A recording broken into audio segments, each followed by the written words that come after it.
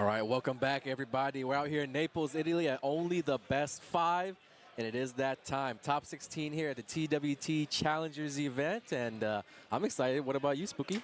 I'm extremely hyped. We have a crazy mix of players from all over the world in this one. Yes. We got Shadow 20Z representing the USA, amongst many killers from all over the Europe region, a little bit of Korea, and a little bit of Japan in there as well. We got some USA in there as well. The lone representative, Liquid Shadow, going up against CBM, a matchup that I have not seen yet. I don't think these guys have faced off in tournaments before. We've also got some very, very important matchups up next, namely Super Akuma and Pina. Two guys who are at that, right at that cutoff point of the leaderboards, trying to improve their standing in the TWT leaderboards. And of course, Daniel Matto, the one Italian player in the winner's side here. And he is also the only Italian player on the leaderboards, hoping to increase his point total. So, yeah, a lot of good matches ahead for us. Yeah, he's got to fight that amazing Ganryu Tibetano. I'm looking forward to that. Yeah, let him play. We're good, we're good. Let him go, let him go. Shouts to Lord Mono. He was like, wait, we got to talk about these matches. Hold on. Now, we'll talk about them as they happen, but this is a big one right off the bat, Shadow versus CBM. Wow, he really picked Noctis here. Yeah, he picked Noctis, and then Shadow really picked Zafina. It's hard to tell which character that Shadow will pick sometimes because he does really distribute the selections pretty evenly when it comes to his tournament picks, whether it's Claudio, whether it's Zafina. He's got his reasons, but here we're opening up with Zafina. Yep, so interesting matchup. Pretty annoying for Noctis, as someone that has played both these characters. I would much rather be the Zafina player, mostly because Noctis only has so many tricks. He's got that shorter move list, and Zafina players tend to be pretty defensive. They'll rather block or backdash their way out of situations before they'll try to mash, that type of thing. And that just makes Noctis' job a little bit harder. Noctis loves when you mash. It makes his job way easier, you know what I mean? That's not her style. CBM looking really good so far. Of course, this is just first 2 action. The winner of this match nice pickup. Goes right into the top 8 winner side, so it's just do or die. One match to make it into tomorrow. CBM has been poking his way down all around. Took a long time, 50 seconds, in fact, but he does draw first blood. I mean, that's how it's going to be. There's not going to be any easy free damage in this matchup. He's going to have to work for it with his quick pokes, his quick lows. Shadow's fully comfortable with just making it a grind. Yep. Making his opponent work for every single hit. Got a little mini reset there. Down back 2, got the counter. Nice pickup. Yep, did the best he could with the side wall. If it would have been a straight up wall split, he maybe would have been able to break that breakable wall. The way that he got away from the down forward 2 there was crazy. Yep. CBM doing a really good job of not letting Shadow get much breathing room. Staying up close, staying in his face. Not giving him much time to think either. The pressure is on. Okay, Shadow finally with some good momentum. Didn't get the 2 hits on the forward 3+4. Unlucky break right there with the last hit of the tailspin dropping. This round's looking pretty good. This is what he needed. It's kind of going his pace, going his way now. He's able to get in there and be a little comfortable in this matchup. I know that he fights a lot against FDX, our resident Noctis user in the States, and he's actually somebody who does give Shadow a lot of trouble. I mean, when it comes to play who he wants to play in tournaments, he kind of tends to want to avoid. I know FDX is somebody that he'd rather not play over a lot of the other top players. So I got you. I wonder if that carries over into this with CBM also using Noctis as well. I'm sure it does help out. They usually have to fight in like that top 5, top 3 type of scenario. See a nice little counter here for the forward for 1+2. Oh, good answer. That was a good answer to the miss. Shadow with the wall. Yep. A lot of side walls so far. It's all about how you can adjust when things don't go your way with those combos. True. Counter down back 2 again. But Shadow not close enough to get the back 3 there. Shadow can bring this back here after being down 2-0 rounds. That's a launch. Punish. Doesn't he get tried it, to get the splat. Yep, Shadow totaling it up now. Gonna make CBM work for this comeback. 6 seconds left. He got both hits of the down 2-2, and then CBM closing it out with the sidestep 2. Nice answer. Yeah, definitely caught him with the down 2-2. I mean, both hits. The first one hits, I think when you try to duck, it might actually catch you. I'm not 100% sure about that, but yeah, it's just a tricky move in general. It's one of those moves. You can still, when the first hit hits you, I think you can still duck or block the second hit unless it counter hits you, right? But that's not a move. You don't ever expect it. Yeah, it's not a move that Noctis players don't throw out like for no reason, right? So I imagine that he had some type of read in that situation. I'm gonna throw this out right now. He's not gonna be ready to respond to it. I do know that it's something that CBM does do it a lot at the end of the rounds because since the low is something that you can launch punish on block, he'll tend to go for the second hit to punish people for trying to punish you back. And in that situation where time was running down, he had a life deficit to make up. It was kind of like a, you know, just a shot in the dark, something to go for, and it actually worked. And then I think it caught Shadow off guard so much that he turtled up right afterwards, and that there was an opening for CBM to come in there and steal the round right back, man. Yeah, the thing about that type of risky move like the down 2-2 is there is a right time to use it, you know what I mean? Yes. I mean, you can't low parry the first hit since it's a sword. No, it's a sword. You know, you have to block it and punish it the traditional way. Yep, 4-4, 1+2 has been getting a lot of mileage. That's one nice thing about him. He doesn't have a lot of lows that you can low parry. The down back 3, that's the main one. Yeah. All those annoying sword moves, man. Got the counter hit and the conversion. He's been, this tournament especially, really going to that 1-4 string a lot as a party starter, evasive little way to get things going. Down 2 again. They're picking away at each other. The Raven versus the Crow. Nice step and got the back. I think that was guaranteed. Plus frames like crazy. Deal with it. Plus. Every round's going down to the final seconds. Anyone's game right now, CBM is down, so he needs to make it happen. Wow! Right under the rage drive. That was cool. Beat him Shout out out 20Z. Good answer. CBM is trying to use all the moves that will hit Zafina if she were to be in any type of low stance, so that's namely that move. Yeah, the down back 1 series is one of the best ways to stop that, and sometimes you can get a float too. He's just pretty much keeping it simple, using that to prevent Shadow from being evasive, and then trying to fish for counter hits with that move right there. That's, yeah, it's the landed a couple 4+2 times. is it's a good mid for that. It's safe on block. Overall, he's just playing a very, very safe game plan. Down forward 2. He landed it. Easy combo just in case because we got the sideways, and he closed it out. Yeah, it's one of his signature moves, one of his things to go for. That timely sidewalk, trying to bait you into attacking off of a safe post, and he just does it so well. He doesn't really take many risks when it comes to the things that he likes to do. Again, Shadow either, so Shadow. they're both kind of just playing it safe. Eventually, one guy's going to really have to go and open up and take some risks. It's getting close to that point for Shadow, but so far, he's blocking it out. Big whiff. Ooh, nice answer, but he was taking block string. Oh, he beat out the rage drive. Down back 3 for CBM, and now he has a huge lead. Right now for CBM, trying to take a 2-0 over Shadow. You cannot let Shadow get started at all. I feel like he's on the verge of figuring things out in this matchup, how he wants to play, but CBM just trying to keep the pressure on. There's that down 2 right there. It's so hard to actually commit to a launch punish because there is the threat of the second hit. Shadow. This should be it for the wall. Wall combo. And just in case, he really milked it for every hit he could get. Went for full damage. Didn't need it, but wanted to make sure he did all he could to finish off that round here. Oh, everything's hitting now. Scarecrow down 4-4 as well. It's unleashing the lows now. Oh, nice answer. CBM having trouble even figuring out how to move. He's getting interrupted.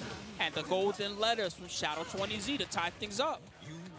Perfect, too. And he just chose the right time to start taking those risks, like I said. It was just now or never really being his, it could have been his last chance. It could have been a 2-0 win for CBM. So it was time for Shadow basically to cash in on all the reads he had, all the tells he had. He just knew that CBM wasn't really ducking lows throughout the entire set. So, you know, he just basically went for it as many times as he could. And I don't know if it's something that he's going to be able to do as freely and as easily in this game, just now that CBM is going to be hip to it. He'll have to find other ways to get his openings now. But for him to know that something like that will work, if he just does it at the right time, it's definitely encouraging. And, you know, he might be a little bit more comfortable going into this game number 3 as Shadow. Huge matchup for both players right now. CBM number 5 on the standings. Shadow's number 15. Shadow being able to overtake him by staying in the winner's bracket would be a big deal. 220 points on the line for first place. And right now, CBM is taking it to the geometric plane, one of the smaller stages. No gimmicks, just walls. Oh man, that back two. Yeah, it's a little confirmable, just range kind of move. Good for step pressure, especially. Step and just toss it out. Keep them in check. And so far, CBM is trying to keep Shadow in check, mostly with the quick pokes. Back to keeping it safe for Yep. CBM. Doesn't really feel any pressure even after having lost that last game. Doesn't really feel like he needs to change much. And once again, we're in the last 10 seconds type of situation. This is where Shadow thrives. Can he make it happen this time? It's mixing up really well, but only 3 seconds remain. Ooh. And nice answer, CBM. Yeah, I'm not sure even if things were to have gone Shadow's way, if there would have been enough time to make up the life deficit right there. Yeah, that move takes up a lot of time, too, when you block the whole thing. You got to punish it. You got to get enough time, have enough time to get the damage in and everything. So I guess it was a calculated risk for CBM there to kind of burn the time up. He's playing very calculated with those steps, too. Shadow not finishing the string wisely there. Every hit counts between these two because whoever's got the life deficit really determines how both these guys are going to play, what kind of moves they're going to use, who's going to have to go in. But yeah, CBM is just opting to go for the super, super safe pokes the entire time. Oh, the second hit caught Shadow. Down back 1+2 didn't work. It worked last time, but not this time. And CBM. Two Again close on rounds, match I'd point. say. Yeah, he's back on match point. He's going to have 3 chances to close out the set this time. Shadow going to need 3 strong rounds. Really Start off opening pretty up. good, yeah.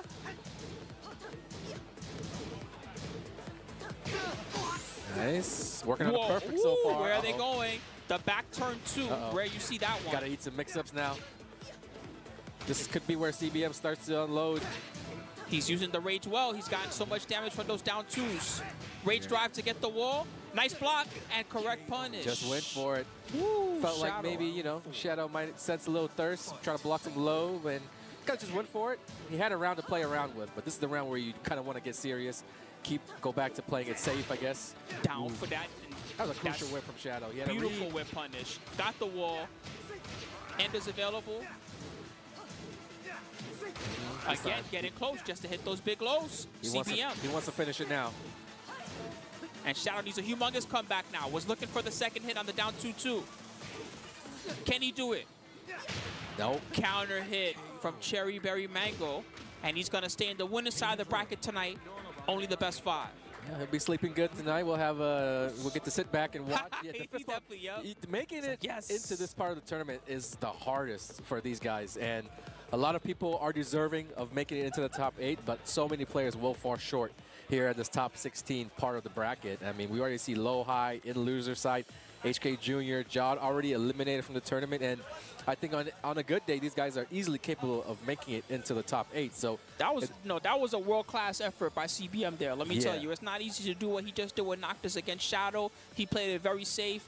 Every down forward 2 that he did was a proper down forward 2 whip punish. He didn't leave himself out there, and that was, for real, amazing to watch. When you keep it safe and you're able to play calm and steady like the way the CBM is doing for so long, it's hard to predict the changeup. It's hard to predict when you're actually going to start going for the sweeps, when you're actually going to start going for the punishable lows, and that's kind of what happened when Shadow won that clutch round. He had to take the game, and CBM chose his opportunities to go for the little emo man move at the end right there.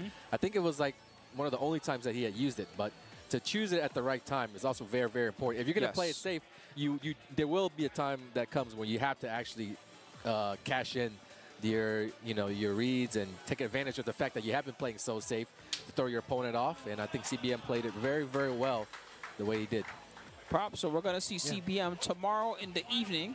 Good luck to him, of course. Looking to solidify that 5th place that he's got in the standings. Shadow's going to need to win one more match in order to make it out of the bracket into top 8. So we'll see who his opponent ends up being. We got some more matches to work out on the loser side. But up next, it's going to be a very, very important matchup for the standings. Pina versus Super Akuma, 2 guys who are fighting for positioning on those leaderboards right now. I think Super Akuma is actually on the leaderboards and Pina just outside. So, Pina is probably going to need something like a top 5, top 4 finish here in order to bring himself into the leaderboards. And, you know, whether or not you win a match like this could decide everything for you. True. You know, you don't want to go into Super loser Akuma side. You want to stay on will put him in winner a great side. spot. Minimum guaranteed top 5 placing if you can win this match. I don't think I've ever seen these two guys play against each other in tournament either. There's a lot of new matchups this year compared to last year. You know, sometimes when you go to the same tournament, you get used to seeing some of the regulars that are always there. This year, I find that so many new people came along thanks to those challenger points. It's been an up and down year for Super Akuma. You know, a lot of the year has been spent struggling, and it wasn't until he got second place last month that VS fighting that things started to come together for him. Talking to him, he was saying that he wasn't really feeling it, but you know, I was telling him that just one good placing is all you need, and sometimes that's what he had. He's had some real tough losses lately. Like, I mean, I'm talking about like final rounds, one-hit situation loss, and you know, sometimes you bounce back real strong from those later. It'll be interesting to see actually how Super Akuma fights this Raven matchup. We don't get a lot of world-class Raven play that often. It's only really Pina who's been representing this character in tournaments, and I think Pina lately has been trending upwards. He's been faring really, really well. Has taken out a lot of the top names whenever he's at these tournaments. He's been traveling a lot more as well, thanks to the help of the sponsors. Really optimizing that damage. My God. Went for damage there. Yeah, the match really begins for Akuma when he's got that meter. He can use it any way he wants to. It's just the threat of it alone. Sometimes, like right there, Pina tried to duck because he thought the low kick to the fireball was coming. But using that knowledge, Super Akuma this whole combo into mix-up, he tried to get up, and he ended up getting caught sideways by the Demon Flip mix. Sometimes once you get launched that first time against Akuma, you never even get a chance to get back on your feet, man. And you know, that's trained killer stuff from Super Akuma there. He's already guessing which way you're gonna tech roll or whether you're gonna stay there. And based on that, he's creating a plan of attack, even right now as we speak. Good block, my God. There was too much hesitation from Pina right there. He stayed in full crouch for a long time, so kind of gave himself away there. Goes for the raise drive early to kind of close the gap a little bit. He'll have to mix things up right here. Can he do it?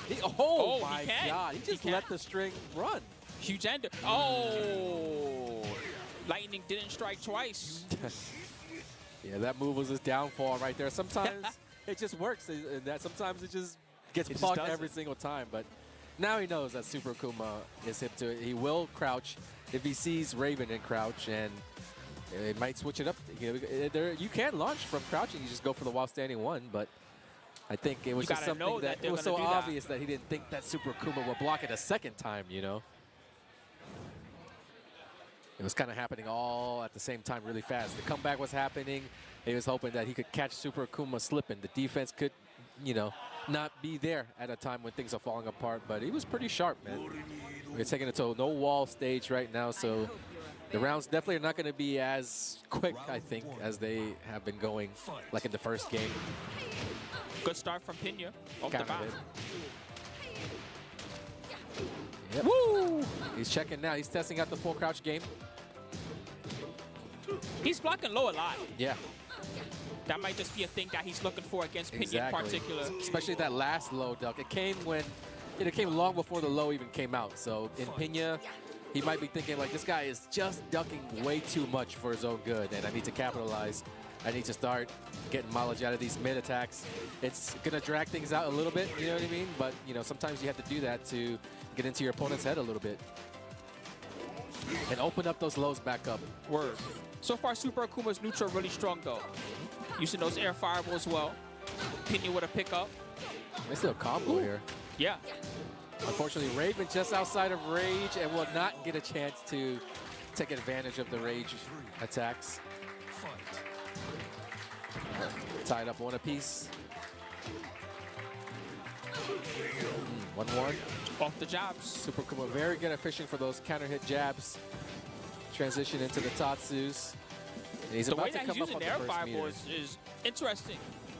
Really closing off that space that Pina needs. Jump in again. FAPC, he hit it. Consistent off the jabs, just like he was saying. Yeah. It's one of those strings like Fang 1-3, for example, that you can't duck if you block the first one, but it's really hard. It's really something that you need to be on point for.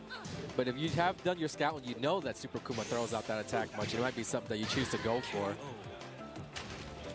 But Super Kuma already on match point, trying to take it 2-0 before Pena has any time to adjust and adapt. Winning that first game turned out to be super important here. Absolutely. Second part got, oh, this is getting dangerous. Only a 4-1 punish from Pena. It's letting him get off way too easy, and now Super Kuma has got a meter. He can take over 70%. Tricky, tricky. He's playing some really good mind games overall. Sometimes, you know, the combos drop and everything like that, but that's not the case this match. Everything's hitting right now for Super Kuma, as even the defense is on point. And he's a couple hits away now from closing out the set. Pena's gonna have to turn on maximum defense. That's what he's trying to do right now. He's looking for the raise drive. Oh, there it is, right? That was it. No, too late. And Super Akuma's gonna survive. Yeah. Definitely didn't feel like he was playing his best game there. I guess you could tell in his reaction after the match. He let Super Akuma get away with a thing or two there. Yep. Get away with a couple things, one, and then two, just not being on your A game. And you could tell in the first game when he was trying to go for those full crouch lows, he hesitated a couple of those instances, and it gave Super Kuma just enough time. If you hesitate for a split second, for another competitive player, for a pro, yeah. What are you doing now? He'll just crouch for a little bit. And you're going for a full crouch low, aren't you? You can't really take that extra time like that in a match like this. And then not being ready for that raise drive right there, when we could clearly see that. That was like the moment. That was all he was waiting for. That was the moment. And he went for a down 4. That thing has, you know, it's pretty fast on the startup, but it's got some recovery on it when you whip that thing. You got time. Yep. He was ready, but he wasn't ready. I guess he was looking for it, but too much pressure in the situation, I think. Hey, and that's a good break for Super Akuma. We just talked about how he's had some hard L's recently. It's a big win. Sometimes you need a little something on your shoulder to help you out. Absolutely. Got your back. Oh, let's talk about one more time some more of the matchups you guys are going to see soon. So the next one I think that we're going to have is going to be Daniel Mado versus Tibetano. And this is going to be awesome because we got Tibetano. This is Ganryu. So if there's anybody out there that still loves Ganryu, get extra excited because this guy, he's like the Ganryu. You guys don't understand. And Daniel Mado, he likes to play Cat Arena through the pools. I don't know if he's going to pick that now versus Tibetano. He probably would pick his Jin, is my guess. Yeah, okay, I see. Chikarin's got to fight Evil 46. That's coming up soon. Shadow 20Z is going to fight Lohai. That's going to be insane. Oh, my goodness. And good luck to everybody else that's still waiting there in the loser side of the bracket. Yeah. When that's going to be so my gosh, Shadow versus Lohai. And that was all because, you know, CBM matchup went the way that it did. And had he just beaten CBM, it would have been CBM instead to have the unfortunate fate of fighting a former EVO champion. And it's just the way it is. He could have fallen anywhere else on that bracket. And I guess you could say he'd have a less difficult time and trying to make it into the top 8. But because of, you know, losing that match, the butterfly effect, now you are where you are. And yeah, I know that feeling all too well. Yeah, just having so bad hard, luck man. with You can't just win because the internet says you're supposed to win. You know, sometimes things happen, upsets happen. You played your best one week, and then the next week bodied. There's the Ganryu. We also see Jin hovered over. So this is likely what we're going to see. Yeah, I don't think Cat Arena's good here. His Cat is all right. I think a little pool slayer character. It is Jin, basically. Yeah. This Jin has been definitely doing a lot of work this year. Daniel Mado's traveled a lot. All over the world, in fact.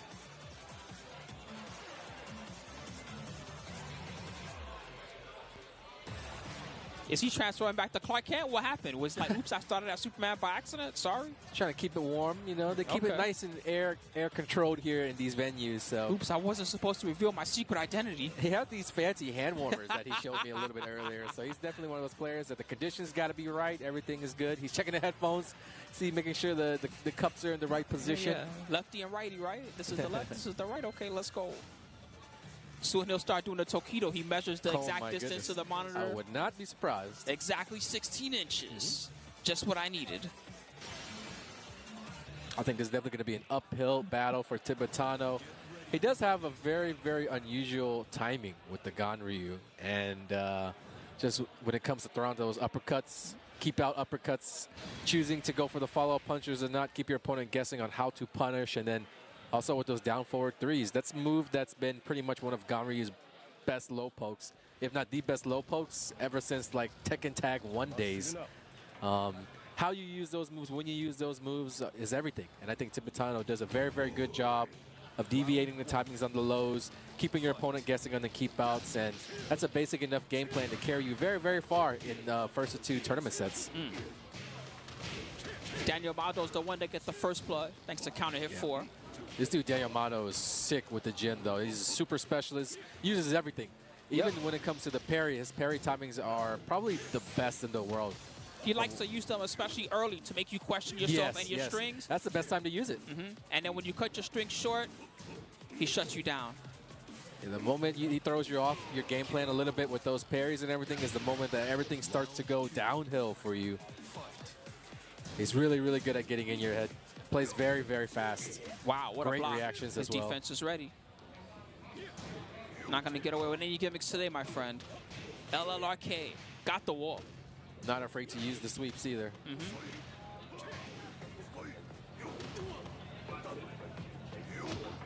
That was very helpful for Tibetano. Putting in some work. Nice punish. Yeah, Ganryu going to be the one that tries to get it close so he can implement the short range poking game. Very, very strong. Jin, on the other hand, is content, you know, sitting back, fishing for those forward fours, counter hits. The back 2-1s are always good at the end of the round. Almost every Jin player loves to do them. And then also the dash electrics are very strong from far range. So Daniel doesn't really need to get up close. But when he does right there, he went for the sweep, gets blocked. Before that, he was approaching pretty calmly. But now Tibetano is going to get some great momentum here at the wall. Ooh. Got him with the nosebleed. Ooh. And finished the job. Working that leg. There's a round on the board for Tibetano. It's not going to be a sweep. And maybe he can breathe easily now and play a little bit more comfortably. He's doing a great job with his timings. Shut down the parry there, and again got some great wall damage. Oh, that's a wall bounce move. Okay, I see. Nice. Yeah, that's launch punishable. You don't think your opponent will go for it until they do. You know, Tibetano coming to life here. That didn't work. And Tibetano with the perfect. He answered right back. Yep. Final round, game 1. Quick rounds, too, for the comeback. Oh, he smelled it. You know, Ganryu does not have regular jabs, guys. He's got like the 11 framers or the 12 framers, so he's got to go for that headbutt in the quick moments. It's got a good amount of recovery, and if you smell it just like Daniel did there, you can turn it around on him. A couple lows to kind of get back into the game. Those can add up here. That's been 3 so far, but Daniel's defense has been really on point these last round and a half. Still, a wall splat here would be so dangerous. Tried to whip punish, and it didn't work. Tibetano. It'll be even after this. Mix up. Got to watch out for that parry, though. Daniel will do it in the clutch. Oh, he didn't. Oh, wow. my God. And Tibetano got up. Careful. Is that a punish? Question marks. I guess so. It is a 13-frame rage art, as a reminder to the guys at home. That was super impressive. I mean, he's scratching his head like he got punished. All right. Maybe he doesn't even know, right? Okay. And it's... Yeah, Daniel just knows a lot about the game. He grinds out a lot. Has been traveling in the world, like I said. Spent a lot of time in Korea practicing with some of the players there. He won the Challenger event in Ivory Coast. Even competed in the States. He was at EVO. He was at Combo Breaker. He was pretty much everywhere. Yep, and the results show. He's at EVO Japan. Had a decent showing out there. And he's ready to put Italy back on the map, man. I mean, like I said, we were talking a lot about how these days it's Germany, it's UK, it's France. But what about places like Spain? What about places like Italy? You know, Italy was regarded as probably the best European nation back in the Tekken 6 days when I was out there. They had a lot of strong players who, over the years, have kind of faded out of the scene. And now it's the new gen players like Daniel, new players. That's what they call it, only the best. That's the name of the tournament. Carrying the torch. Shouts to Italy, of course. Daniel Mato representing the hometown after being all over the world. That first game got very, very interesting, though. Let's see if Tibetano can keep it up. He showed a surprising knowledge of how to fight Ganryu. I wonder who he practices against.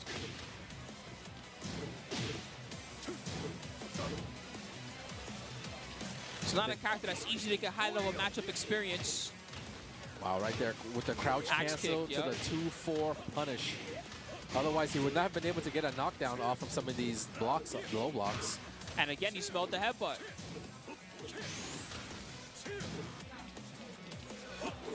Oh, Sometimes you got to go for it. he might have to lead after this. If he goes for the raise drive, No. he thought it was going to hit the wall, so he dashed up Yes. beforehand, but there was no wall there. Miscalculation on Tibetano's part. That might cost him, man. Come back. That might rattle Completely you. deflated after that Yeah. one. Because that really should have been, you know, at the very least, a lead for him to close out that round. But instead, just gave it He's right getting back. mauled right now, and the wall is Yeah. just helping out Daniel. Should He connect. might not have enough life. Oof, that was close. Yeah, the damage reduction. No, normally that down 4 might have killed, but there's a little bit of damage reduction when you eat an attack off of the rage drive startup, rage art, Yes. rather. And Tibetano, he should be careful here. Take it slow. He had a chance to win it, but Jin's back 2-1 is such a good round closer. There's 2 hits, it's fast, long range, safe, everything you can think of. You can't really try to sidestep it because it tracks decently well. It's just too quick for that. And Daniel's too quick right now with the LLRK. Got the splat. Woo. I hear Nice. some hype off to the side. They're losing it over there. That's some 6 monsters. Yo, over here, only the best, man. It ain't just the Only the Tekken that's best going down. monsters. Daniel Mato looking to close things 3 rounds straight if he can. With punish. that should Ooh, be it was a it. counter hit. 1, 2, Even 4. better. There it is. Daniel Mato advancing. The next one into our top 8. That's 3 out of the 4 decided. So far, Super Kuma, Daniel Mato, and CBM, Italy, France, South Korea in the top 8. He's just on another level. He's got a little something extra even compared to Tibetano, who we saw performing so well all tournament long, have people confused with the Ganryu. But no, he knew how to answer everything properly. I still am not sure if that was a -13 string that he did the rage art on or not. I might have to go check that was later. crazy. I mean, either that it was a punish or Daniel did it knowing that it either be a punish or like even if he continues to do the 10-hit string, just won't there's a work or pause in something. the action there, so that would allow him to start up the rage art and eat any type of attack. So he was really smart, and most importantly, in the clutch like that, you don't see people going for 10-hit strings. Not to mention it's Ganryu. We don't see Ganryu, so like for the 10-hit string, how do you even know what to do the first time that you see it? That's what I was wondering during that match. I was like, who the heck does he even play against that? He knows all the stuff about how to fight this character because he's not a character you commonly see played, especially not at a level that Tibetano was playing It was him at. impressive. Yeah. Daniel Mato, again, on another level, just playing out of his mind this tournament. He's representing the Italian people very well, man. Thank you, Italy, once more. Only the best 5. Happy to be back. Now we got Chikurin, former Tekken World Tour champ, in the house. Can't believe he came here. That's crazy. That's how you know it's popping. Yeah, it's so competitive. Everybody's bunched up there in the 500s, low 400, high 400, low 500 points range. And with these last few tournaments on the tour, you know, you don't want to leave it up to chance. You don't want to sit easy, rest on your laurels, and have other players overtake you while you do nothing. Gotcha. And this is also Evil 46. He's one of the guys in the top 16 that I haven't seen him play too much yet. We did see it a little bit earlier with the Gigas. I think I'll probably stick with the Gigas. There's like a tiny chance of seeing Jack, but wait, is this This might be real. I don't know. Might be real. He might just be one of those. Interesting. Yeah, one He's of just a nut. those. It goes all over the place. Just don't know where he's going to be. Both. His backup character is Yoshimitsu or something. All right, let's see how it goes.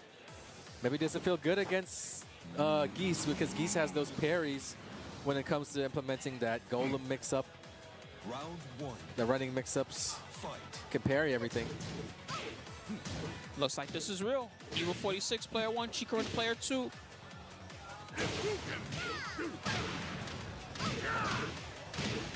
Chikurin might be thrown off a little bit too. You know, I might have Google searched, I'm might have searched on definitely YouTube right Evil now. 46 and saw a bunch of Gigas videos. It's like when you watch the start of your favorite movie. You just, for a minute, you're quiet. Like, oh, It's the okay. wrong movie. Hey, better than it worked. Now you got to start from scratch. You got to build from the ground up your whole game plan. Nice Evil slow. 46 taking the Frozen first up. round would be huge here. Repuken. KO. Close now with the mid. Chikurin. Round 2.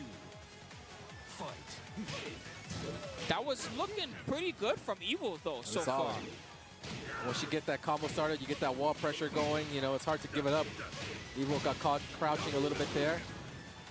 Every little attack, every decision, every way that you defend moves counts early on, and you just want to take note of how your opponent's doing everything. He took advantage of the jab flow to get a little bit of a mix on them, and Chikarin staying close and getting around 2. Second round was definitely a little bit more one-sided for Chikarin, so he's feeling comfortable right now, feeling good. He's happy that you know, he chose the lucky Chloe. I still wonder. Evil 46 poking away, but Chikarin is the one getting the big damage and the big string. Standing 2 into full conversion. Got the wall bounce as well. Extra optimal. And it's last legs right now for Evil. Chikarin, 3 rounds straight. Didn't have to go low one time to close out these rounds. Kept the simple with the pokes, jabs, down 4-on-1s. Yeah. I wonder what was on his mind with the Chloe pick. It was definitely something that wasn't right, I'll tell you that. For whatever it is, I hope that he definitely switches back to the character that got him this far. We shall see. It's in his hands. When it goes so horribly wrong like that, that's when we really do see the character switches. We really do see the guys like saying, well, that didn't go too well. You know, let me switch it back up to what I normally do. No, he's running it back. Interesting. Rematch. Maybe he's just not confident in Gigas versus Geese, something like that. Yeah, maybe there's more to the story that we don't know. Maybe they had a money match last night. Yeah, he just hated it, you know, to be the case where like he psychs himself out of picking his main character for whatever reason, you know. We don't even get to see the matchup that we had meant to see. But the first round, if anything, is something that Evil can build off of. The way he played aggressively, mixing up the pokes and then implementing some lows here and there. He just didn't get a chance to do it in the second and third rounds, but once again, off to a good start in the beginning phases of the game. Yeah, he didn't get the end of his combo there, but he still was holding strong. And now he's on the board, even 46. I feel lost and confused right now. At the same time, this is winner's top 16. Yes, it's crazy. Yeah, it's working, though. It's working a lot better in game 2. He's going to get the wall. Okay, yeah. Not bad. And the tracking mid option just to keep Chikarin in check. Just doing his best, I think, to just force the issue, get the offense started. And you just sit back and you let Geese do everything. Neutral hop again. That's where things all went wrong for Evil. And now he's got a huge lead now. Taking matters into his own hands. Uh-oh. Where's she going? Similar to Akuma, you got to watch out when he's got the meter. And the rage, this is going to hurt. Yes, go straight for the damage. This will basically even things up. Take it down to a final mix-up. Finally goes low. That was the first time that he went low to finish off a round. And definitely used the earlier enders to his advantage. He had always gone mid, and he suspected that Evil was definitely not going to crouch this time. Earning the mix. Due to all those And the back 3-2 as well was earned. Getting that wall thanks to the J Ken. Just like that, it's back in the hands of Chikarin. He's in full control now. Got the wall on the side. Nice punish 2 on the low, but neutral hop kick again. That's what we needed if we're Evil. He's got the rage too. What's going to happen here? The rage drive would end it. Ooh, he could have punched that. All right, big advantage. Would love to see some lows here. Clutch break on the throw. Nice. And a good low too. Okay. He's got a good post mix after that. Instead of going for the double follow-ups, he kind of freezes it up and forces Chikarin to react to the next option. Yeah. Slapped. To the wall we go. He's got the bar too, so any whiff, any big mistake you make could lead to all that life being gone. This time he doesn't even need the bar. And the resplat too. He's got so much meter saved up for the last round as well if he can close this one. He might go into the final round with 2 meters. Oh, the backswing. No rage though, so the combo is not going to deal as much damage as it normally would. But we can still win from this. Neutral hop didn't work. Ooh, Rapukan. Rapukins. Final round though, 2 bars for Geese. Cannot make any mistake. Immediate max. You know it was coming. The whole world knew it was coming. Chikarin with the combo. Still has another max ready to go. Nice. Pulsar fighting off the wall. Yeah. What a step. And the max cash out again. Nice sideways combo. Chikarin. No more meter for Geese though. And you're in rage, you can make something happen. Especially thanks to that punish. Neutral hop didn't work. Chikurin's not falling for it anymore. Just one launcher, Spooky. That's all you need. That backswing blow did it last time. What's it going to be this time? No, the Down low four. kick counter hit finishes it off. Chikurin with the 2-0. But not without a little struggle, a little bit of resistance from Evil 46, though. We weren't able to see that in the first game. Kind of gave it up for free without fighting back too much, but, you know, made us all start paying attention in the second game. Yeah, that's that for sure. second game was crazy. Those neutral hop kicks were getting a lot of work done. You could see that Chikurin the last round was apprehensive about running into those and letting him finish off a game. Made him really rush into using the meter. Usually, like, he would sit back and wait for those whiffs, wait for the sidewalks and punishers to come into play. But he just started round. It opened up right off the bat. Yeah. It opened right up with the back 3-2. And I mean, if he would have blocked that, then he could have just started off on the right foot, got Chikurin to burn the meter, but unfortunately just ran into the second hit. And it is what it is. But I think that's something that you can come away with, kind of holding your head held high, not being too down on yourself. He fought well so far. He's still in it, of course. He's going to try his luck on loser side of the bracket, which coming up. We got 4 losers matches for you guys that you're going to see. The last 4 matches of today, the 4 matches that are going to decide who's going to join these 4 guys into the top 8. Yeah, so Evo's going to have to fight Tetsu in the end. There he is. Tibetano is going to face off against Lane, who we haven't seen in the top 16 yet. Pina up against Roger Maxis.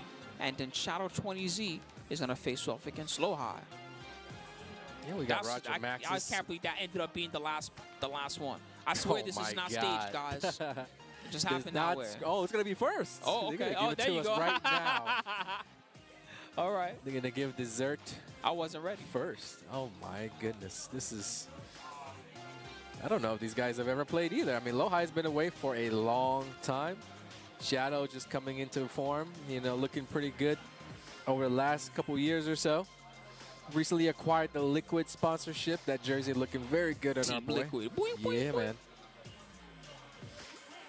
He's got like Honda. It's Alienware. taking Summer Jam down. Sure did. He got first. That was a good one. Good win for him. Good spot here too. If he can make it into the top 8, I know it's a tall order taking on Lohai, but if he can make it into the top 8, yeah, man.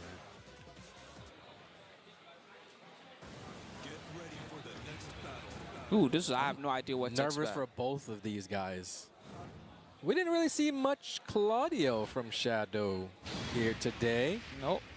It's been pretty much a Zafina type of day for him, I guess. She's going to start things off for him against the Shaheen at least. Somebody's about to go home right now. I'm trying to, like, let that sink in. Yeah, you know, it's crazy. You can't even picture it. You just got to deal with it. They're definitely capable of winning the whole tournament, but one of them, unfortunately, will not even make top 8 here today. Who's it going to be? Lohai starting off with the throw break tests. He does like to do that from time to time. Just making sure that you're on your stuff. They're testing each other now. Just making sure those throw breaks work. Yeah. Just making sure. All right. He's establishing those mind games real quick. Wow, beat the down back 2 with that. What timing? Runs into the uppercut. An early balcony break should be for Lohai. Big damage, big combo. Gendoki as well. I'm going downstairs already, by the way. That was quick. I know that Shadow does have a tendency to let those lows go by. He leaves himself open to a lot of lows, forces his opponent to take those risks and break him down. And then, so I'm wondering if that's something that Lohai can catch on to. He used a lot of lows in that first round, and they were all pretty much successful. Hitting their mark. Good enough for a perfect. This time, Shadow's the one. Everything's making its mark and got a combo thanks to the float. One too many hits for the tailspin, though. Got a little greedy. Did not go for it right away. Tried to sneak in an extra hit. It cost him. Will it cost him the round as well? Lohai chipping his way back into things. They're pretty much even right now. Uh-oh. Wow, great while standing 2. Lohai. Will be just shy of the wall. Still get some good Oki thanks to this. And Shadow backdashing out of there. Hands off. We got rage for Zafina. Ooh, nice good slide. Nice slide. Round 3. Man, that's some execution there. They get hit by the back 1+2 like that and immediately do a slide. You can't mess those up. Yeah, you can put me in crouch. I'm gonna just go for my full crouch move, buddy. Nice punish too. Solid. Got the knockdown. He's using that axe kick style mid to approach a lot. Rather than coming in with the jabs, he's coming in that way with the mid. Get that back three. Yep. Keep the pressure on the frame advantage. Just a few frames go a long way in a poke heavy style, matchup. And that right there, that's a really good punish on Zafina's down three. Not a lot of characters will get a knockdown off of punishing that move. So chunky damage. Yeah. All right, Shadow's got to make this rage count. He's known for those comebacks, but I don't know if it's going to be possible against a player like Lohai. Lohai's turtling it up, too. He's trying to force the whip as hard as he can. He forced one there, but it wasn't enough. Shadow's right there, though. Just a couple more hits. He might be in the lead off of just one or two more pokes. Oh! The keep Lohai out. with the superior timing. Round number 3. That was a perfect keep out right there. I wonder if he would have even let the second hit go if that didn't hit. That was probably a hit confirmed. And time was winding down. Just 3 seconds left. There you go. Quick switch to Claudio. I'm wondering if some of those punishes on down 3 had anything to do with it. He's thinking like, maybe this is not in my favor at all. As much as I thought, yeah. Lohai got a lot of work out of his lows. It's in the name, I guess. Yeah, those Let's lows see what did happens work. here in Violet Systems. Yeah, they did. Going for the slide after getting hit with Zafina's low was also super impressive. You don't see that every day because it does push you back kind of as well. So there are only so many moves that you can throw out that'll connect with Zafina. And since she's so evasive, she can avoid a lot of things just by back dashing or side walking. But the slide was the perfect option right there, the perfect tool to catch Shadow slipping. And since he's already, someone who doesn't really like to block low a lot, it just all worked out for Lohai. Starting off how he did last game, doing the keep out uppercuts. Shadow ran into it. He's got a great post-throw mind game going right now. Yeah. Shadow tried to approach after the break, and Lohai shut down half his life bar for it. Seems like every round almost Shadow just starts off fighting from behind. It's not really where he likes to be. He has to make things happen, and he can't just sit back, trying to turtle his opponent off. This is kind of where we see him start to struggle a little bit. Lohai's doing some stuff, by the way. The way he punished on the down forward 3-2, that's not a move that people punish every day, especially not like that.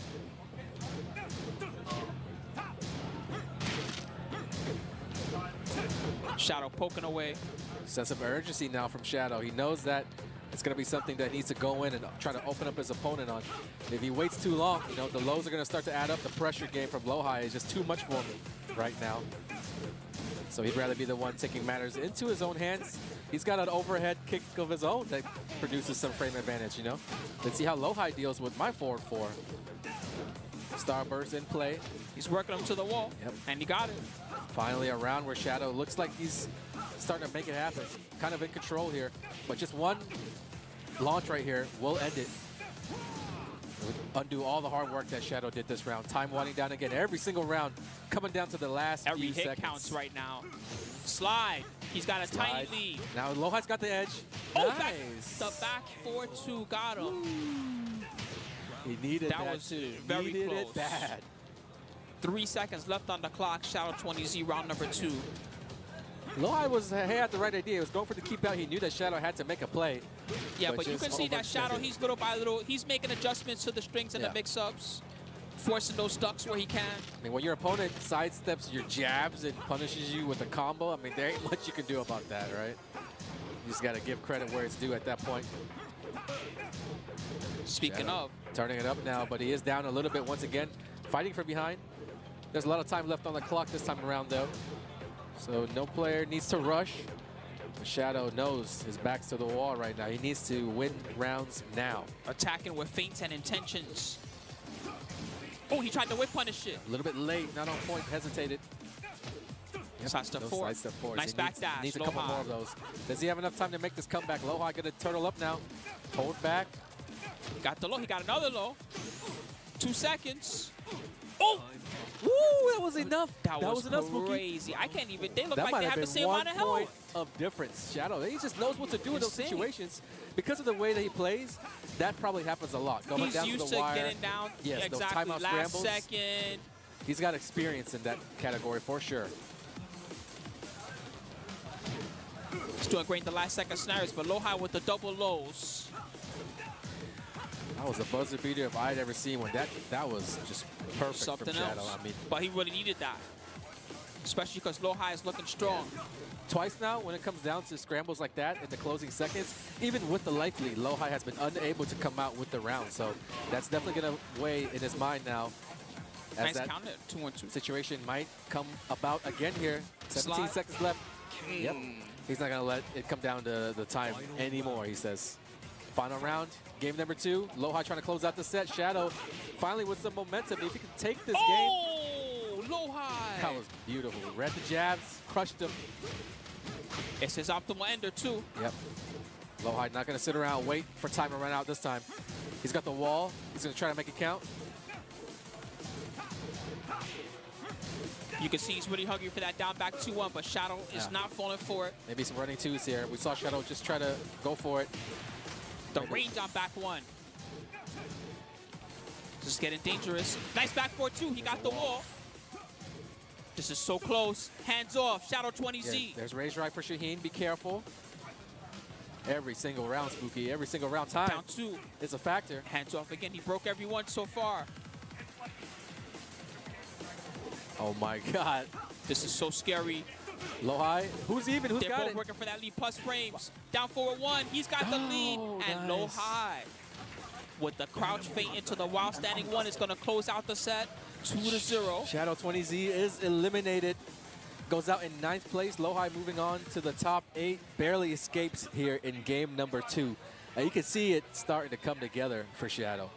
It was happening. I mean, every single time that they went down to the closing seconds, Shadow had a play. He had a way to get the lead when the clock struck midnight. They absolutely were trying to outplay each other. That was exciting to watch from a high-level standpoint. Both the mind games on which characters they chose at the start, down to each other. At one point, they were sidestepping each other's jabs and trying to jab back. That was intense. You know, great crouches into small punishment, and really just squeezing out every little edge that they had on each other. But Lohai at the end looking very strong, especially with his poke game and his great defense as well. And his slides, man, he was really off the charts with the slides, especially the slide after getting hit by the back 1+2 in the first game. Just as you said, not a thing that Zafina is looking to see hitting them from downtown like that. And he secured himself a spot in the top 8. I guess it all just came down to that very, very first game with the character selection, the character choice. And, you know, it's those decisions that we make. Sometimes when we play different characters, it might cost us a game, but I wonder if Shadow, you know, if he had a chance to go back and change things, would he either maybe do things differently with Zafina or maybe not pick Zafina at all? I mean, that Claudia looked really, really strong against That did Lohai. come down to the last game. If anything, Lohai, he had so much good punishment on the down 3s. And the situationals, too. He really didn't let Shadow get away with too much. I can't believe that was just one game of Claudio versus Shaheem. It felt like we were kind of watching that for forever. Every single round coming down to timeout. They were so close. Either timeout or just ending with single digits on the clock. He must have blocked like down back, like 3 down back 2s at the wall or something like that. And you know that Lohai was ready to confirm that and just destroy him. They call that shadow time back in America when the time's ticking. And, you know, even if you got the life lead, you cannot just sit there and let him try to make that comeback because he knows how to make every second count when it comes to situations like that. You know, it's Claudio, he's got Starburst, he's got Rage Drive. His Rage Drive allows you to make those comebacks so smoothly. But, you know, fortunately for Shadow, he's got a lot of points in the standings. Lohai, on the other hand, really, really needs a big placing here to even give himself a chance. So he's going to do just that, give himself a chance in top 8 loser side tomorrow. But we are on to our next match now. We just saw Evil 46 fighting Chikurin. Also a situation where the second game went a little bit more in his favor, so maybe he's waking up, maybe he's warmed up now. Tetsu also. And Tetsu looking good so far with the Claudio, and that was a near perfect to start things off. I am a little disappointed that Evil has not, he hasn't given his Gigas a try. Just switched to Lucky Chloe. I mean, maybe this was his plan all along. His Gigas was the coolest character, and his Chloe was the semis character, but this is not working. Tetsu blows it up this game, we might see the switch as like a last resort because, you know, you're on the brink of elimination. He's great with the backswing blow, mind you. Yep, needs a little bit more after this combo too. Tetsu's still pretty healthy. Not anymore though. The big lows and the wake up mid kick got her. That was close. After you hit those double slide running lows, you kind of have to eat that wake up kick mix up. You can't really attack if your opponent's going to go for the wake up kick. That's kind of the one drawback of going for that move. You're not in a good position on wake up to mix up your opponent. Okay. Okay, Evil. Every time that Evil's opponent gets 2 rounds on him, that's when he starts to really do his best work. And I'm wondering, you know, what's stopping you from just doing that at the beginning of the game? He needs to get activated. It's like, oh yeah, how do I do this move again? Neutral hop kick. Oh yeah, I'm about to lose. Let me play.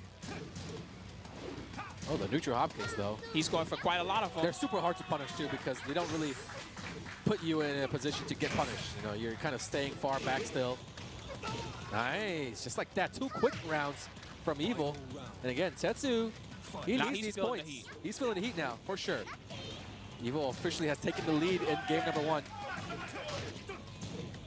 Sticking to the quick pokes, a nice power crush crushes again. And neutral hop kicks. Oh wow, 2 times? Not even guaranteed there. Oh, beat the hop kick. It's not. Evil. I don't Wait think a minute. Dead yet? What was I saying? What was I saying? Evil 46. Some Oki right there. And HK Jr. making his way to the stage to offer some words of advice. And all of a sudden, it just fell apart for our hero from Germany, man. That was crazy. 2 clean dominant rounds, and then just 3 quick ones right back from Evil. I will not question the Chloe anymore. I will keep my mouth shut. I'm flabbergasted. For the I don't know rest what of to the say. game. His tactics were power crush, neutral hop kick, and poke sometimes. I respect that combo at the end too, because the traditional 2 hits into the 3-4 likely would not have killed. It would have been just left Tetsuya with a little bit of a pixel left. So it went for something where if the Oki goes the right way, then he gets the win. And I don't even know after that down spike what the other mix-up would be. You know, of course, there's probably going to be some type of low option or something. Yeah, but a lot of the time, Tetsuya just laid there. Especially when you're under pressure, a lot of the time you don't even know what's coming. You're just like, okay, I'm going to take the combo and I'm going to tech roll at then. And then they do that little reset on you, and it doesn't even matter which option they do on the 50-50. You just get hit. Have anything in mind that could have led to him losing that round there. He probably did not know that the back one was going to do so much damage, but it did. It was just enough. It was either something, you know, perfectly calculated by Evil or maybe just caught a lucky break. But either way, he knew that the regular combo wasn't going to kill, so he needed something special. And we got just that, man. Balcony time. It's been 3 rounds straight for Evil, so Tetsu's got to stop the bleeding. Really needs to win this round, I think. Otherwise, it's, you know, mentally it might be kind of broken if Evil were to just continue dominating here. Nice. Okay. He's looking good with the mid-range, mid-stage poking. They went for it again. 2 neutrals in a row. Wow. There's going to be a wall. How's he going to use this range right here? Oh, okay. Good stuff staying there. Didn't really confirm how Tetsuya would get off the ground right there. He chose to lay there, which is actually, you know, kind of becoming a popular option these days. Stay there, lay down, avoid the free damage, especially when you got a lot of life to give away, you know.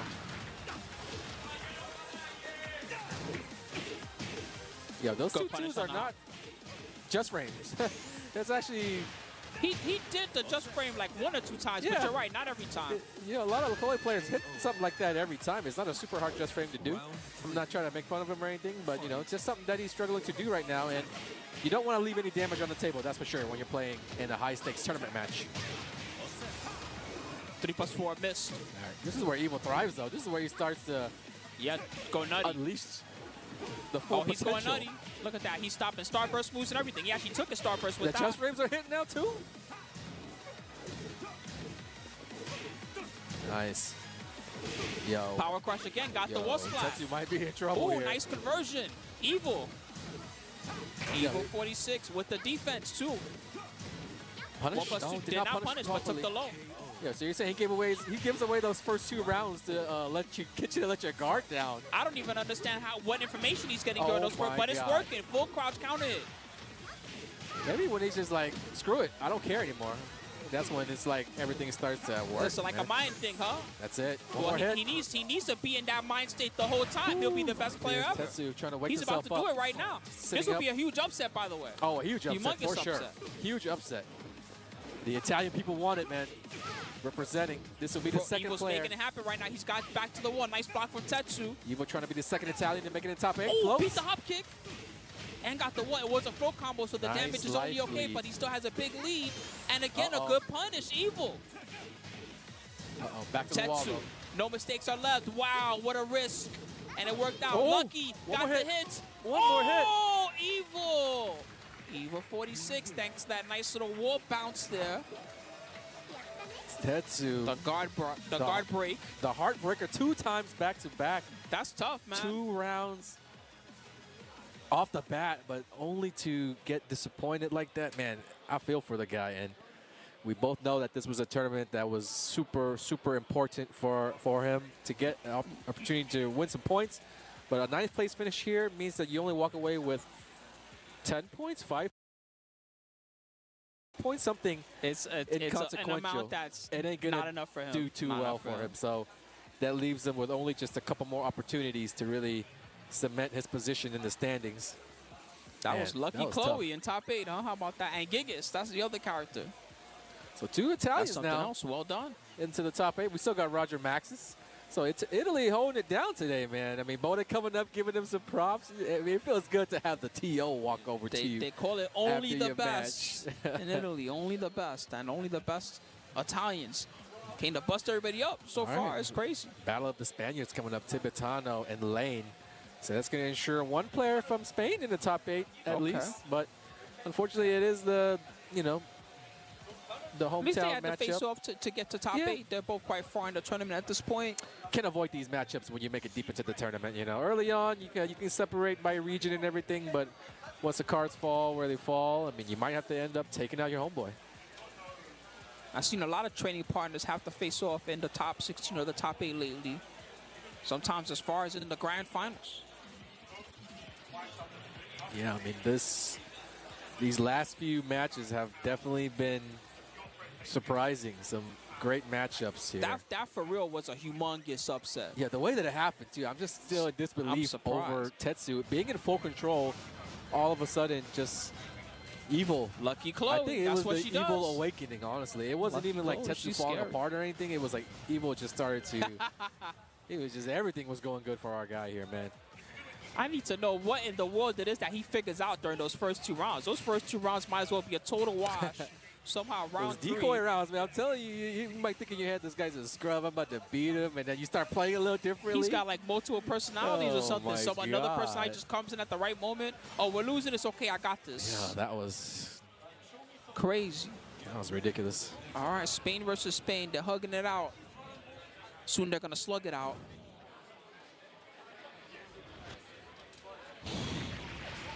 Kunimitsu. No, Elisa. This is definitely some training partner stuff right here. Like, this is that I got prior knowledge. Elisa might not go too well, so I'm about to just pull one off real quick. Okay. Here comes the Kuni. I haven't seen Lane's Kunimitsu at all. We're going to learn today. Ganryu versus Kunimitsu. So far, Tibetano, a strong performance. Only one stumble to make it here into the losers bracket. And that was Daniel Maldo, who looked like he had fought Yeah. Ganryu all his life or something. It was crazy. He's in his final form here today, Daniel Mato. Warzone out here.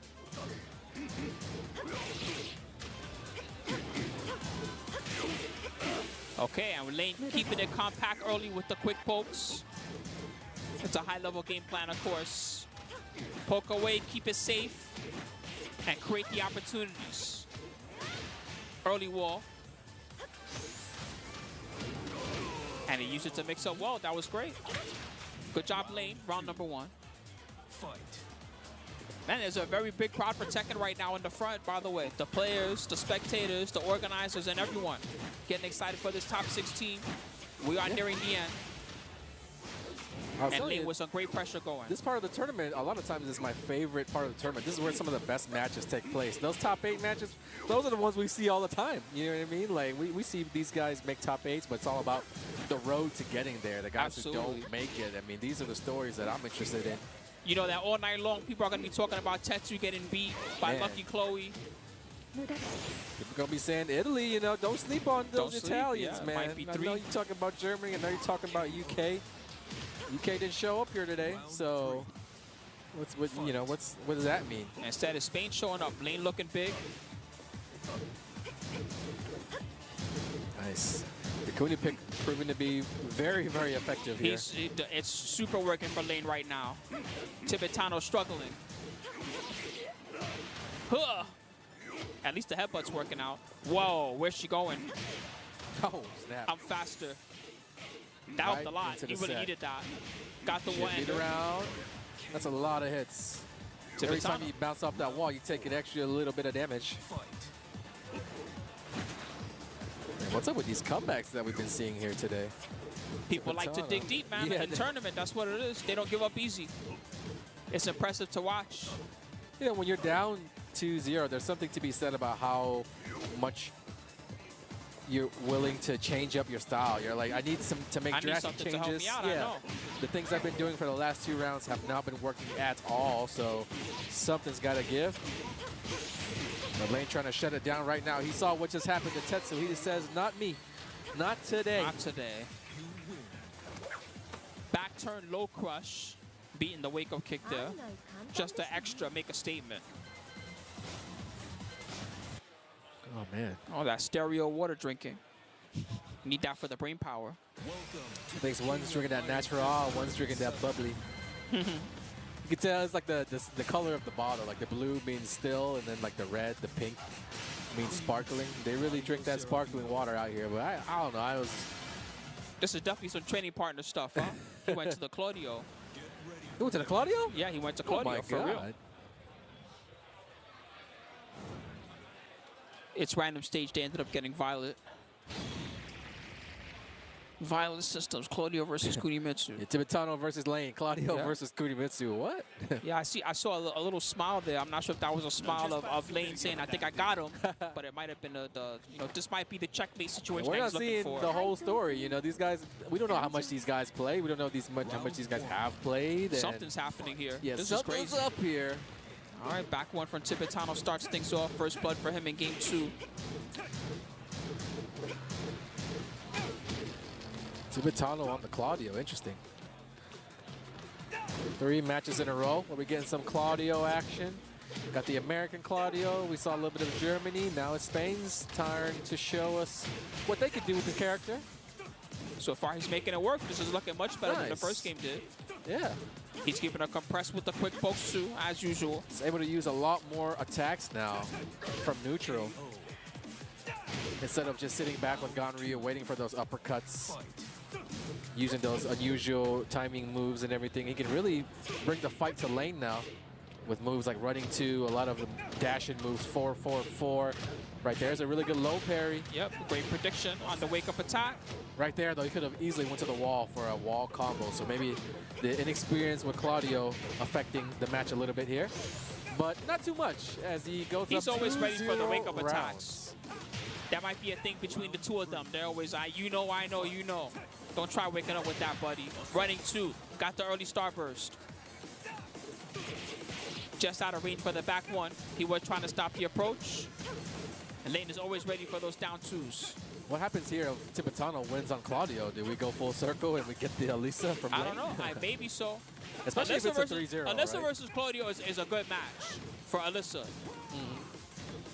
I definitely will be going to that. Crouch dash 2. Should be the round for Lane. Just a basic combo will do. Very nice. Lane trying to close out the set here. Does not want to go to the 3rd and final game. Tibetano has a lot of momentum right now after the character switch. Never seen this Claudio before, but it's working out pretty fine. He's keeping it basic too a lot. Ooh. Airborne He's tailspin. keeping it basic and interrupted by Lane. Jabs 2, well placed. He's got a good awareness of when that back one is coming.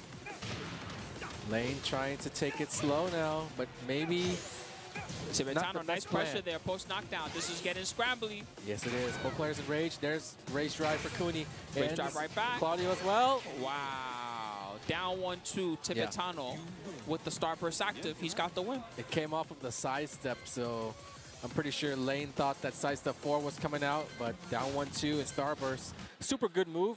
You know, you give yourself a little bit of insurance. If you block it, you're heavily plus because of the starburst and everything. So yes, that was a pretty strong option from Tibetano.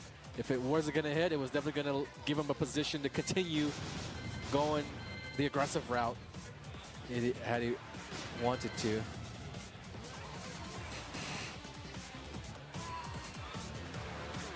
You're not gonna pick Alyssa versus Claudio?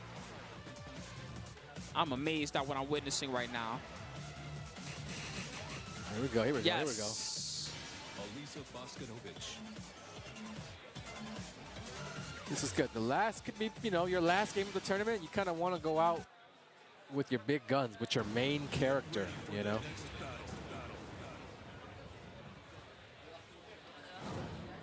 I did not think we were going to see Tibetano Claudio, but it ended up saving the day. But he has to make it happen with Claudio as well against now Lane's main character. He's got to cash out now. He's That's locked the tough in. part. This is going to be a lot tougher than against the Kunimitsu, I'd say. I think the Claudio was a switch for the Kunimitsu, but now the Alyssa is a pick for the Claudio, so I'll have to fight against that now. Yeah, it's not going to be enough to be rough around the edges like he was in that second game. He's going to have to really keep it clean here. So far, he's doing a great job with the jabs and the down forward 3. If it means, you know, just doing easy combos, if it means just simplifying the move selection, then I'm all for it. Already off to a good start here. Over half-life lead. Oh, okay. Lane with the hop kick, but it was a float hop kick right back at you, Keeping it simple. We don't have a hop kick when we're gone, Ryu. So he's making the most of his tools here. Second part. Nice. Side step 4. Off of the safe move. That's something to make your opponent guess even after using moves that can't be punished. His timing is looking very good right now, and the back one too. But a great block. And the power curve strike. Oh, that was painful. He's fine with that. That was a lot of pain for Lane. Got to use this rage well.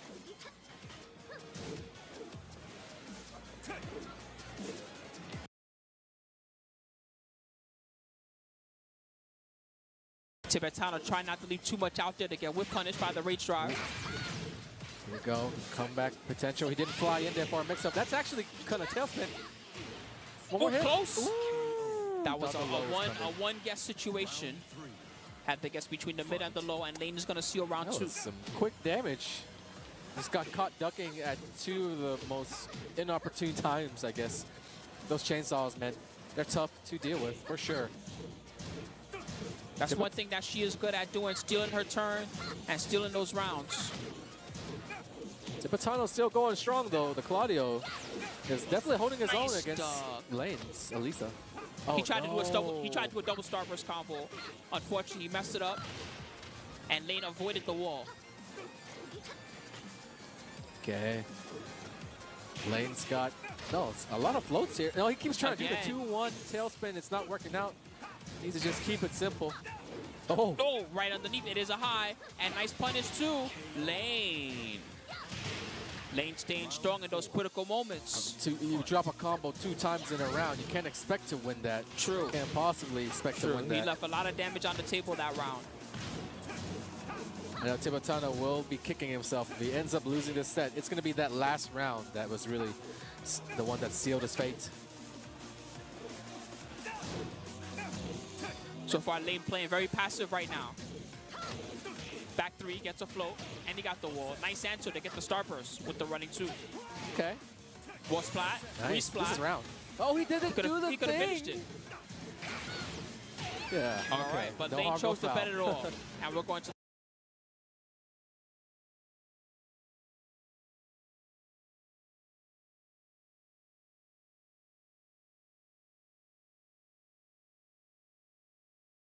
the final round.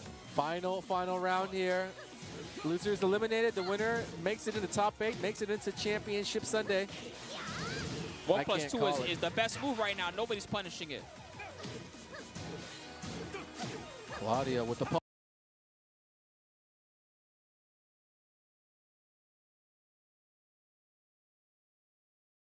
pokes, jabs into lows, small hits. Good block. Ooh, that was dangerous. Man, the jabs from Tibetano are perfect right now. Nice duck. Yep. Lane smelled it. One too many running twos. Oh, this big damage. Oh, last hit. The one that does the most damage. Falls short. Tibetano It was a crazy angle. Oh, he didn't punish. This is getting crazy. Nice block. Yeah, a lot of blocks, no punishes though. Hop kick. This should be it. And Running two. Tibetano. My goodness, how did he win that? Yeah. And Lane with definitely a sour look of disappointment there. He was pretty much in control of that last game till the closing moments. You can see the heartbreak on Lane's face. He had that. That was his set to win. Yeah, very, and very. Tibetano, ooh, staying alive. Yeah, Tibetano with the Claudio. I wonder if we'll see it tomorrow or if it was just like something like he had just specially planned for his fellow training partner, Lane. Man, I can't believe how important having a pocket character is in this game sometimes. It's crazy. As long as you believe in it, you go with it. Even with the drops, with the inexperience, the lack of like situational awareness, what combo to do, like whether it be to go for a certain tailspin or whether it be to go for a certain wall combo, we could see that the fundamentals were there. The time jabs, the float, Elisa out of everything a lot of times. Also the hop kicks, something that we don't see him get to use when he's on Ganryu. It was all there, and it was all working on the Claudio. Yeah, true. Yeah, well done by him. He took advantage of his basic tools. The way that he used the back three was really great as well. Basic mid poke just to keep him in check, especially at the close range. Yeah. You sealed the deal. Everybody, thanks for tuning in. By the way, I hope you've been having a good time. This is only the best 5. It's out here in Naples, Italy. Shout out to Bode and all the crew for throwing it together once again. It's been a beautiful experience. It's a Tekken World Tour Challenger event. First place gets 220 TWT points. Second place is going to get 150. And we have several high-level Tekken World Tour placers still in the tournament, still in the top 8. For sure. And we are in the final match of the day now. The one last top 8 spot up for grabs. I don't want it to be over so soon. This is really the last. Oh, no, there's a couple more, I think. No, you're right. It's the last one. No, I'm sad. No. Yeah, so the Street Fighter top 16 coming soon. I think something like that. Some type of Street Fighter coming something like up, that. Who cares about this guy? It's all about the Tekken. Hey. I ain't just Street Fighter ambassador, man. I'm the Tekken Challenger ambassador, man. I'll play that game. But no, it's Pena who took a tough loss to Super Akuma earlier. Oh, man. Fighting this against tournament was crazy. Roger Maxis. Trying to become the 3rd player from Italy to make it into the top 8. That would be quite the statement here for the Italian Tekken community. To have Daniel Mato, to have Evil 46. How about that match earlier for against him, man. Tetsu, man? Lucky Chloe. Who would have thought? Especially after how the Lucky Chloe went in winner's bracket. I would have never imagined that would have worked as well as it did. We were trying to knock him for it again, but he definitely showed us for sure. Won't question that anymore moving forward. I see Evil play a lot in ICFC too, and it's never the Chloe. So I was really surprised to see such success. You know, I can't lie. I was used to seeing the Gigas.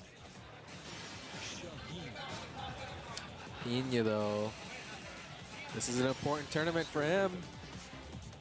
Master Raven. Looks like they're going in. All right, the final spot of top 8 losers bracket. Pena versus Roger Maxis. Roger Maxis on the player 1. Pena's going to be on the player 2. Okay, we got the Roger chance.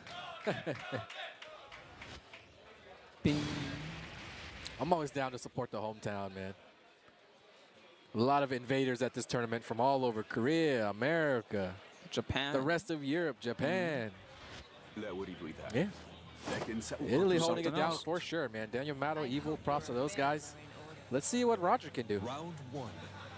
Pena is a very, very tough draw, though. If you don't have any Raven experience, he'll definitely mess you up real quick.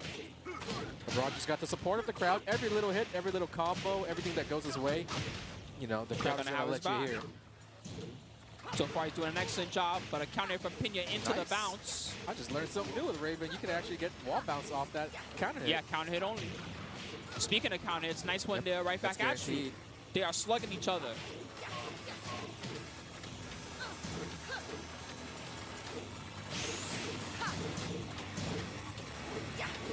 Oh, wow, nice whip punish. Roger Max's quick movement of both players there. They were in and out, zigging and zagging, but Roger gets the best of it. Round number 2, Pena with the hit confirmed. Runs a little bit of back turn Oki. Roger answering back with the slide. You want to create distance? I'm getting in there. Another one. Tried to mix it with the hop kick, but Pena was ready. And excellent pressure from Pena. My goodness, near unstoppable. Much better round right there. So they're tied up now in the first game. Just the first of 2 set as well. Top Nice counter. 8 on the line here. A spot in the loser side for tomorrow. This is for real haymaker versus haymaker right now. Hop kick from Roger Max is guessing the wall. Little Sabaki action helps Pena out. Nice punish. Nice flow. The damage is trash, but we still get some Oki. Oh, wow, what the heck? The jabs missed, and Pena's still in it. Didn't punish it in time. Pena kind of desperate there to go for the circle 4-4. The crowd goes wild. Roger Max on game point, trying to take game 1. The hop kick though. Again. Out of the phase stance. They're getting too fancy in my face. This ain't a carnival. This is a match. Oh my God. Orbital heel. Pena was ducking. Another one, buddy. Ooh. No, it didn't work. It did not work. And Pena with the combo. You still finished that? You're a nut. Can Roger finish his plate here? Oh, no. Rage drive. Big damage. You should even things up here. Pena trying to keep it going. Excellent. Oh, wow. Good dog. He was not allowed to finish that there. You got to confirm those. Well played from Pena, trying to stay alive. Trying to take the crowd out of it. Good break. That's a hard throw to break. And Roger playing strong neutral too. Yeah, back to the neutral. Neither player wants to make a mistake in a situation like this. Nice step. Oh, that was sideways. Will be huge. One hop kick will be huge for Roger Max's. You know, Pena likes to go aggressive. He likes to get in there. So there will be some openings for Roger to capitalize. They're about even on life right now. Wow, tense. I feel like anybody could get counter hit at any time here. I'm for real staring down the screen right now. This is too good. Somebody will get counter hit, I'll tell you that. Down forward 2 didn't work, and Pena backs out. Time, 17 seconds. They got a lot of health, Spooky. They're so safe right now. It might come down to the timeout. There's Hop kick. Pena was looking for a low of some kind, and he pays the price. This is taking precious time off the with clock. the slide, and he finishes the job. The crowd loves it. A little bit of showmanship for our boy. All right. Well done, Roger.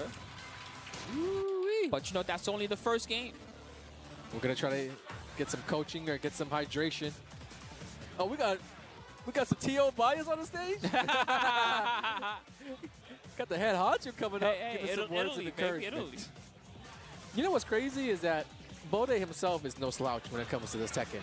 He's made top 8s in ICFC. He's beaten a lot of top dogs. He beat last year's exhibition. He beat Super Akuma. Yeah, unfortunately, really? Yeah. I don't remember that, but I believe it. I remember. You know, unfortunately, he didn't have time to compete in the tournament this time around, but I would have loved to see what he could have done in the bracket. And that Julia, you know, if you got the skills from back in the day, you've got the skills today. Julia is still a powerhouse, and it's pretty much the same attacks too. Give or take a couple of new things you might need to add to your game, but ooh, those brains need energy. You see how they're down in that water? Feed me. You can tell Pena's feeling the weight of the moment. Thinking long and hard about the matchup. I mean, it could have gone either way that last game. They both had a lot of life, and it was just a hop kick that he ate at the wrong time. True. He started that whole game on the back foot, though. So I'm sure this game he prefers to steal the momentum early if possible. Oh, man. You can hear it in the building. Everybody's awake now for the last match of the day. We got Roger Max trying to hold down the fort for the Italians. Trying to become that third player to make it into the top 8 for tomorrow. Free jobs. Too many hits to go for that. Ooh, oh, he's loving his parries and his sabakis right now. But Roger gets a hop and gets a wall. Great calculation. Could it be all those years that we had our boy Tishumon spend out here? teaching these guys how to fight against Raven? True. You know, They got to know something about what this character can do. Could it be playing a part in the matchup right here? Shouts to Tushiman. Strong chance he's tuning in. Wow. Sick pickup. This should be it. Using the surfboard at the right time, and the crowd Holy explodes. Just like Roger Maxis exploding with the combos. Yo, he's going to Down pop forward off. two. If Got he him wins, crowd- he's going to pop off. Whoa! He's just throwing out launchers. And To they're the all wall. making contact. To the wall. The pressure is on for Pena. He's got to win this round, I think, if he's going to give himself a decent chance of winning. Otherwise, he's putting himself, he's digging himself a big hole. Oh, He got my the God. counter off the forward 2-4. The plot armor. Everything's working, Spooky. I'm This should be telling you, round. it's for real. He's hitting everything. And Roger Max is one round away for closing things out on Pena. Here we go. The crowd loves to see it. Tishuman absolutely is in the chat. Confirmed. Hop kick.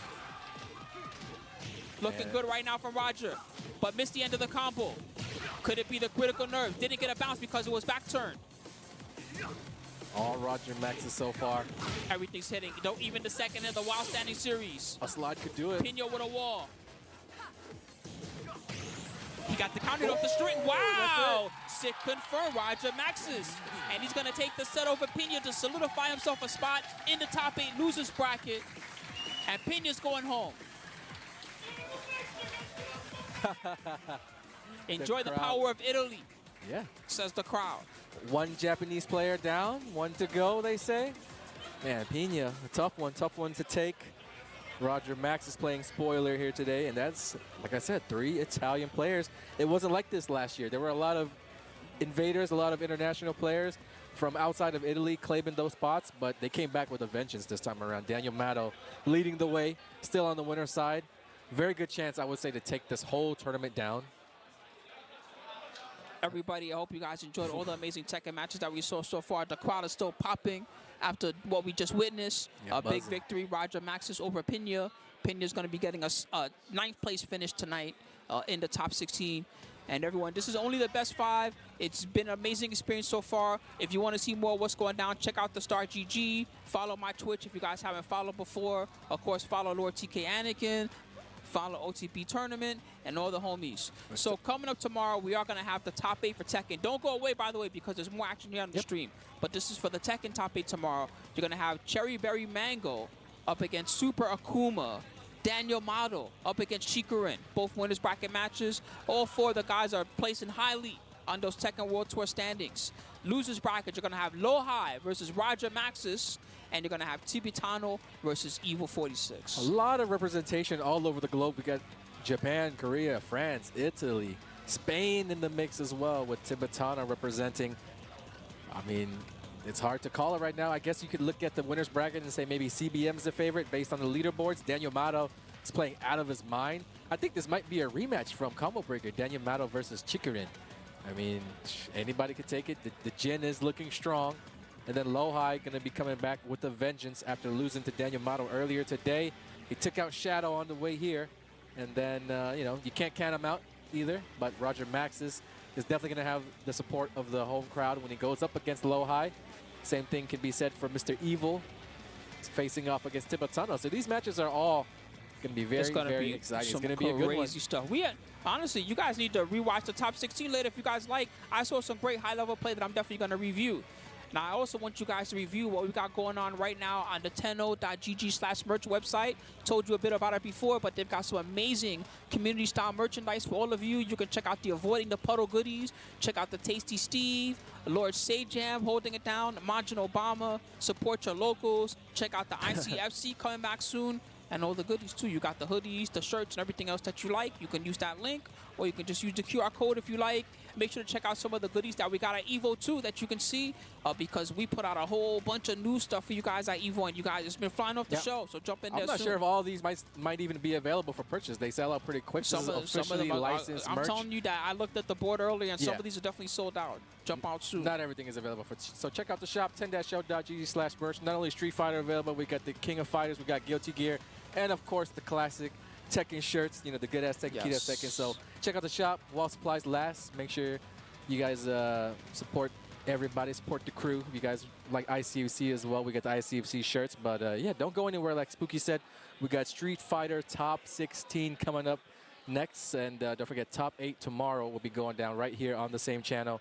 And yeah, we'll keep you guys updated on that. Follow the socials to stay up to date. And we're going to take a quick break. When we come back, it will be top 16 of Street Fighter 6, guys. See you later, everybody.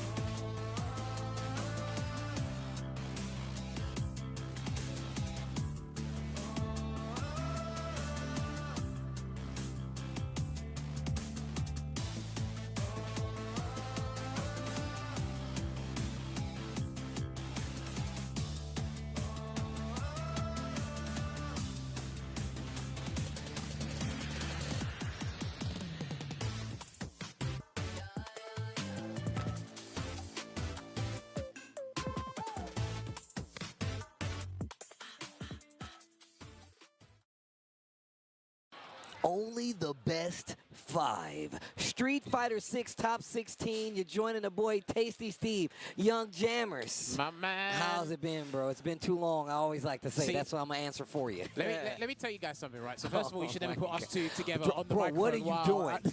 It's not a roller coaster. Relax. It's not a roller coaster. Right. So I missed you at Evo. Uh-huh. We weren't at Gamers 8 because we were there for separate games. Yeah. We were at Versus Fighting doing different things. Completely different things. And do you know what annoys me? I went to go watch a Slam Dunk, the first game. I went to watch a premiere of it in central London, and you just decided to mosey on over to Canary Wharf. I didn't know. Oh, you know I would have pulled up. Oh. So you went and dodged me, and I was like, you know what? If you told me you were going to Canary Wharf, I would have said, all right. But at least you went, because you met JME. Oh, yeah. I'm going to tell you right now, that was great actually guy, sick. down to earth. When I tell you, like, it was actually sick. Shout outs to Logan Sama. He was telling me that literally, like, yo, we went to our first events together for Street Fighter 4, so it's actually really cool. Let's take a look at the bracket right now. Of course. For only the best 5 right now. We see right there how I didn't actually get to pay attention as much to it because I was obviously commentating a couple other games. So we got Shady Imposter, K-Man, Smen, Satchel, I don't know what that says. Something Satch, I don't know. The boy Skill making the Street Fighter 6 appearance, just a great player overall. Farbry 92, True of course, and then we got Yosh rounding out that top side. Mr. Felpone, Castro, Mark Hunter, and I'm saying these like this because I'm not too familiar. If you know, feel free to chime in. Yeah. Sakura K92, Cloud 57, Geeko, and then of course we have Stepped Free Drabber. I don't know what that says. Step FRZ. There we go. There we go. Schiacci Sempri, I think I pronounced that right. Hopefully, yeah. I'm gonna leave it to you. Well, look, again, a lot of these guys are Italian locals. Shady Imposter's from Poland. He's one of the strongest players for Street Fight in the Polish scene. Skill, obviously, we know him for Soul Bad Guy in Guilty Gear. He's come over for Street Fighter here. Fabri is Italy. Yosh is from Germany, I believe. Okay. I think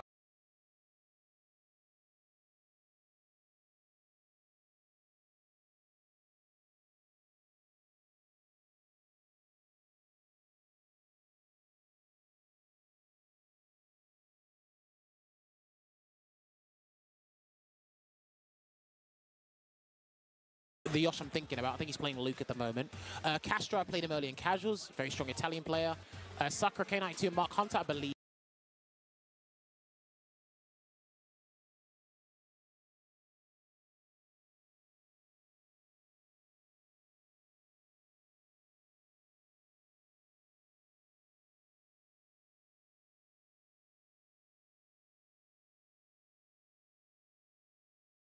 They are Italians as well. Geeko qualified for the Cup last year for SF5. So he's a Capcom Cup finalist. Schiacci Sempri, he's probably...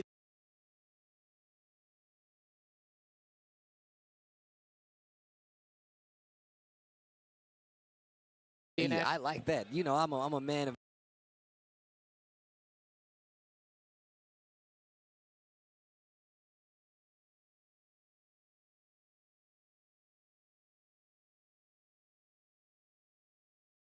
multi-talented player here that makes it to the top 8. Well, excuse me, the top 6 is like still going in early, but actually really fast. Are changing up, the meta's changing. It's kind of scary. Can choose what becomes meta, Yeah. and I'd probably say 60-70%